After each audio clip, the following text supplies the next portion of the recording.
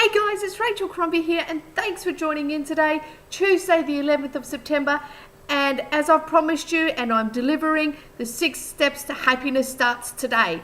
And our first topic is book reading. Or if you're not a book reader, you might want to watch DVDs or you might want to listen to an audio. Whatever it is, whatever's going to work for you, that's fine. Now, as a coach, I read books just about every day. I read 10 pages of personal development every day. Why? Because I love feeling pumped. I love the change that's happening within myself. I love what I'm getting out of these books. And why is it 10 pages a day? Why isn't it as much as you want? Well, you can. You can read as much as you want. But I know for me, in my busy schedule, I just don't have the time to sit there and read for hours and hours on end, unless of course if it's a weekend day and if I'm home and I'm not out socializing, well then yeah, I might be able to kick back on the lounge and read for an hour or whatever it is and get the books finished that I'm reading at the moment. Yes, I've got 2 books. Now, why are we reading personal development books? Personal development books actually have a lot of growth in there. They're written and designed by people who have been through the hard stone ships that have been very similar to our paths. Well, some of them and all of them anyway.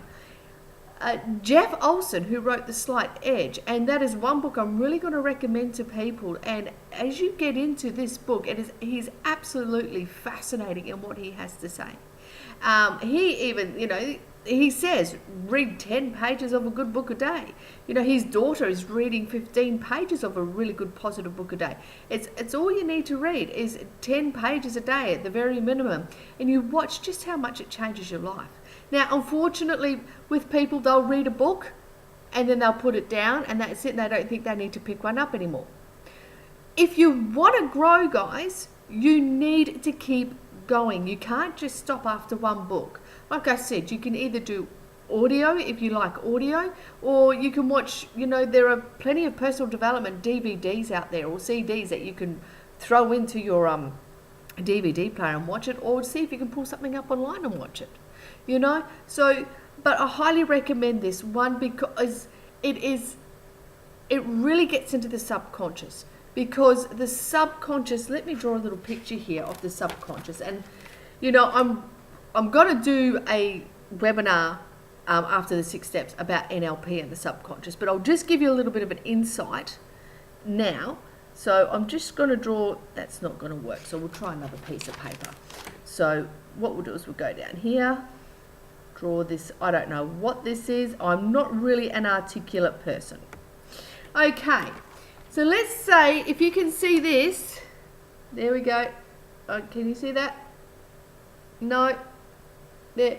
Say this is your mind. Okay?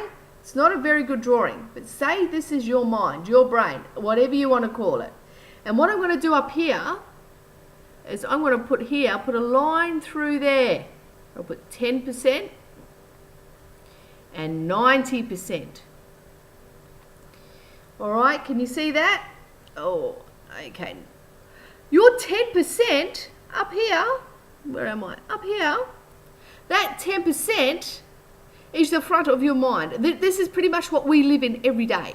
All right, and this is what gets us into trouble a lot of the times, is that mind, is that part of the mind. Because we listen to it. We let it pull ourselves down. We allow ourselves to listen to some of the crap and some of the stuff that's in there that it pulls us down. And a lot of people end up in depression because they believe what's going on or they believe what someone else has said.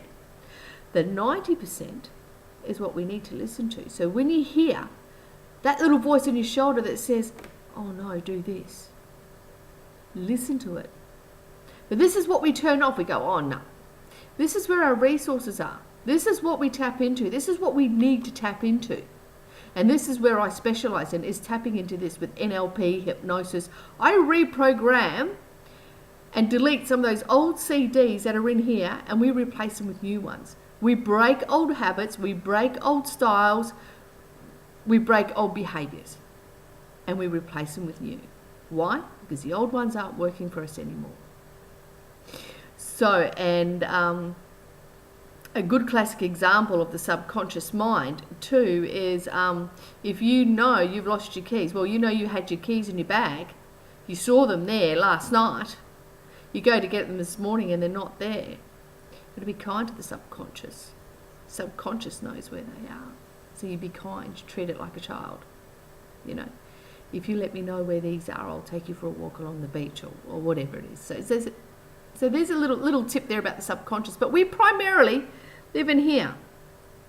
And not many people will go out and do these self-development courses or read some books or go and find a mentor to help them. So, guys, I highly recommend you pick up a book, audio, DVD, CD, however it is it's going to listen to you. But you don't stop just after one, okay? Jeff Olson, The Slight Edge, has got a list of books that he recommends. And I'm a big believer in Jeff Olson. I think the guy is absolutely fantastic. But, you know, you go with what's going to work for you. You go with whatever it is that's going to work for you. Because that's how it goes. You know, I go with what works for me. I love audio, but I also love reading, you know, and I do read every day. And I'm telling you now, how it's working and programming my mind is absolutely fantastic. It is changing so much. All right, guys, so I'll leave you with this. This is our first one for the day, for Tuesday, the 11th of September. Thanks very much for joining me, and I'll talk to you tomorrow. Bye, guys.